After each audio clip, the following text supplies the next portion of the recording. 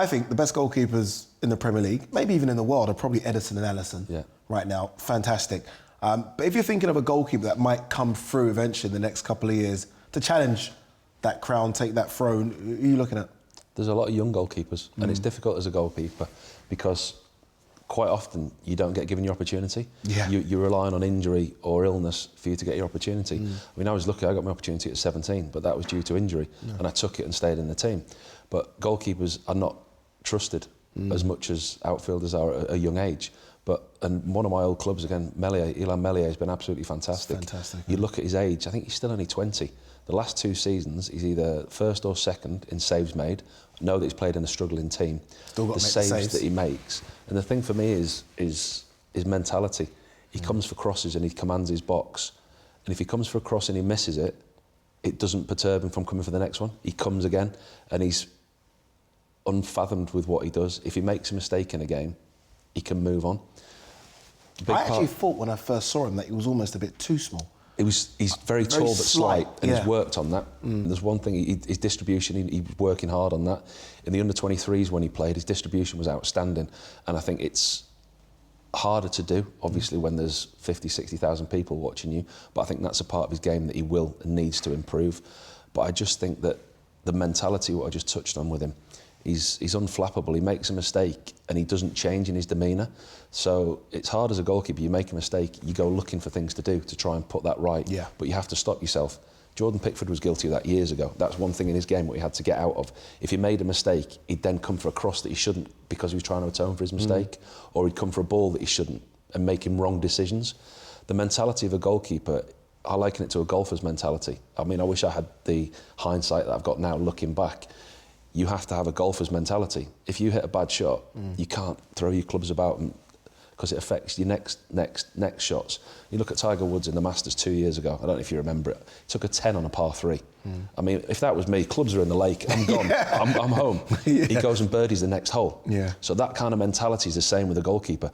If you make a mistake, that can't affect the rest of your game or the rest of your round if you're a golfer. And that's the hardest thing. But Melié's got that, which is impressive. It's funny you mentioned that, and because you mentioned that, I hope you don't mind me going there, when that ball bobbled, when you were going to kick it.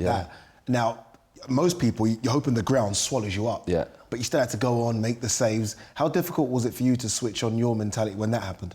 It was difficult at the time because you don't see that as your fault, because you think, well, the ball wasn't there, so didn't kick it. So I went on that game. I actually played okay in that game. And it wasn't till after the game, I phoned the missus up, and on the way home, she's like, "You all right?" I'm like, "Yeah, fine, why?" She went, "I don't think you realise what's, the amount of stick you're getting." And I'm just like, "Well, what do you want me to do? I couldn't do anything. It wasn't there. It was just one of them things." She went, No, you are getting a lot.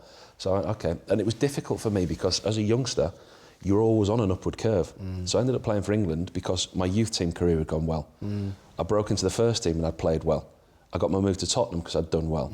I got selected for England because I'd done well. Then all of a sudden, bang, you're not that good, you're this, you're that, and you don't know how to deal with it. There's no education for that. It's something you have to deal with as a person. And it affected me for about 18 months mentally because of every time you go near a ball, you've got 30,000 people behind you reminding you of it and what it's done. And for a short while, you become known for it. And it's difficult to shake. It's a mentality that you have to learn because there's nobody that can teach you what's coming and how to deal with it. And it's the very, very difficult part of being a footballer. When that criticism does come, how you deal with it and how you go on to that next level. And like I said, there's no school to teach you that. Well said as well. I think another goalkeeper that I think might have a good season, Nick Pope. Yeah, he's a goalkeeper I work closely with at Burnley. Worked very closely with at Burnley. I think Pope is unfairly criticised for his feet.